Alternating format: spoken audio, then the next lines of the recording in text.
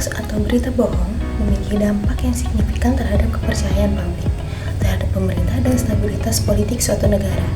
Berikut ini adalah analisis yang lebih mendalam mengenai bagaimana hoax dapat melemahkan kepercayaan publik dan mengancam stabilitas politik negara. Yang pertama yaitu disinformasi dan kebingungan publik.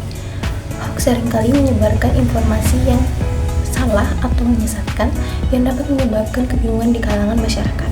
Ketika publik tidak dapat membedakan antara informasi yang benar dan yang salah, kepercayaan mereka terhadap sumber informasi resmi, termasuk pemerintah, dapat menurun.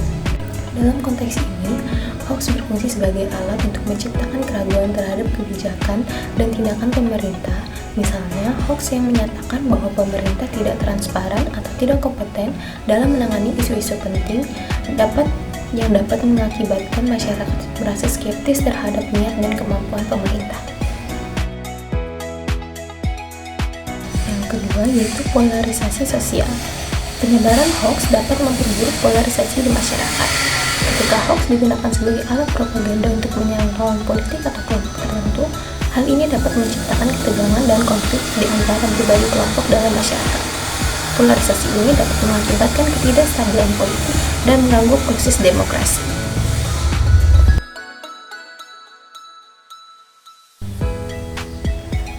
Yang ketiga yaitu erosi legitimasi pemerintah. Ketika hoax menyebar dan mempengaruhi opini publik, hal ini dapat mengurangi legitimasi pemerintah. Jika masyarakat percaya bahwa pemerintah tidak mampu memberikan informasi yang akurat atau melindungi mereka dari hoax, maka kepercayaan terhadap institusi pemerintah akan berkurang.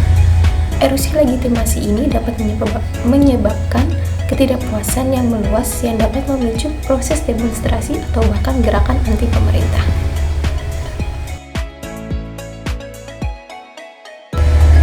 Yang keempat yaitu meningkatnya ujaran kebencian. Hoax seringkali disertai dengan ujaran kebencian yang dapat memecah belah masyarakat. Ketika masyarakat terprovokasi oleh informasi yang salah, mereka mungkin mulai saling menyerang yang dapat menciptakan suasana ketidaksamaan dan ketidakstabilan. Ujaran kebencian yang dipicu oleh hoax dapat mengarah pada tindakan kekerasan, diskriminasi, dan pelanggaran hak asasi manusia. Hal ini berpotensi mengganggu proses pembangunan nasional dan memperlemah ketahanan nasional terpecah dan tidak bersatu dalam menghadapi tantangan bersama. Kelima yaitu menghambat partisipasi politik. Ketika masyarakat kehilangan kepercayaan terhadap informasi yang disediakan oleh pemerintah, mereka mungkin menjadi apatis terhadap proses politik. Hal ini dapat mengurangi partisipasi dalam pemilu dan kegiatan politik lainnya, yang pada gilirannya dapat mengurangi legitimasi dan efektivitas pemerintahan. Ketidakaktifan politik ini dapat menciptakan ruang bagi kelompok ekstremis atau populis untuk mengambil alih yang dapat lebih memperburuk situasi politik dan sosial. Yang keenam yaitu dampak jangka panjang terhadap pembangunan. Dampak hoax tidak hanya terlihat dalam jangka pendek tetapi juga dapat memiliki konsekuensi jangka panjang terhadap pembangunan nasional.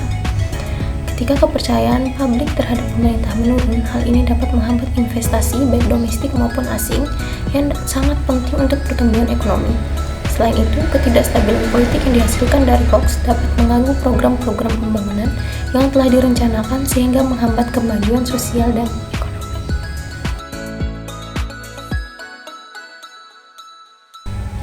Yang pertama yaitu pengembangan pemikiran kritis.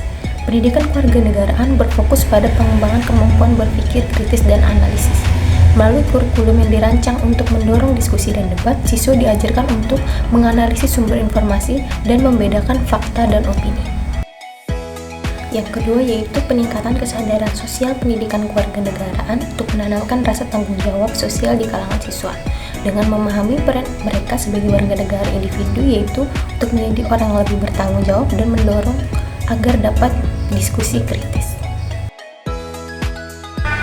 Yang ketiga yaitu penggunaan teknologi informasi yang bijak.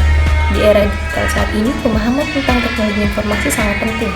Pendidikan kewarganegaraan mengajarkan etika dalam penggunaan media sosial yang baik, serta keterampilan digital agar siswa ataupun mahasiswa tidak terkendala oleh kemajuan zaman saat ini. Oke teman-teman, terima kasih sudah menonton videonya.